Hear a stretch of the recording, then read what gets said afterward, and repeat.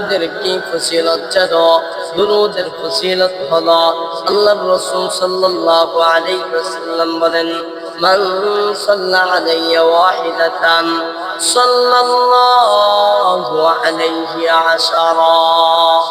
ও দুনিয়ার মুসলমান বান্দা, আল্লাহর গোলাম, যে ব্যক্তি আমার উপর একবার দরুদ করবে, আল্লাহ তাআলা তার উপর 10টা রহমত নাযিল করবে। ও দুনিয়ার মানুষ, আল্লাহর রাসূল সাল্লাল্লাহু আলাইহি ওয়াসাল্লাম বলেন, ও দুনিয়ার মানুষ, আমার উপর বেশি বেশি দরুদ পড়ো।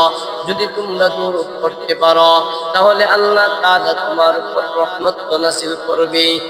এর পাশাপাশি আমি রাসূল সাল্লাল্লাহু আলাইহি ওয়াসাল্লাম যদি তোমার প্রতি খুশি হয়ে যাই, আমি আল্লাহ তাআলার দরবারে সুপারিশ করব, কাল হাসরের দিন তোমাকে জান্নাতে নেওয়ার ব্যবস্থা করব। আমি রাসূল যদি শাফায়াত না করি, কোন দুনিয়ার মানুষ নাই তোমাকে শাফায়াত করে সে জান্নাতে নিবে।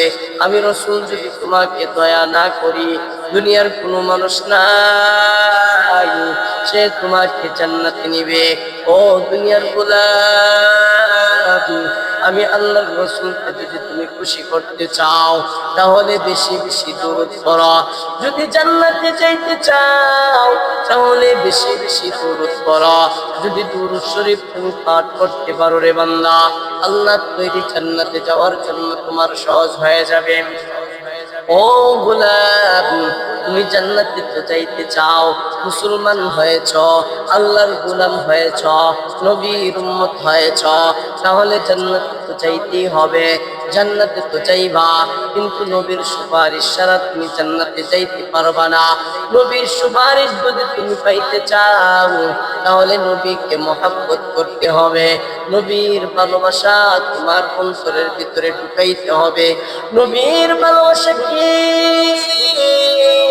নবীর ভালোবাসা হলো তোমার অন্তরের মধ্যে সব সময় নবীর মহব্বতে দরুদ করবা, নবীর আদর্শ তুমি আঁকড়ে ধরবা। রাসূল সাল্লাল্লাহু আলাইহি ওয়াসাল্লাম যেভাবে চলেছেন তুমি ঠিক সেভাবে চলবা।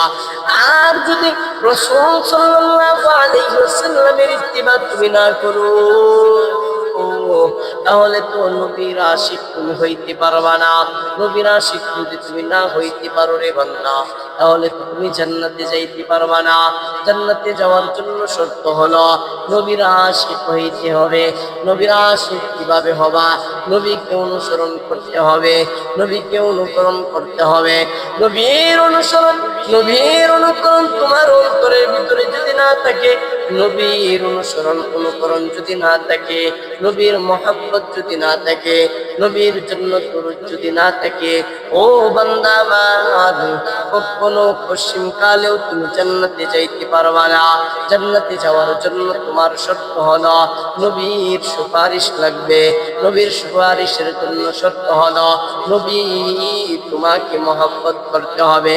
নবী তোমাকে মহব্বত করার শর্ত হলো তুমি নবীকে ভালোবাসতে হবে।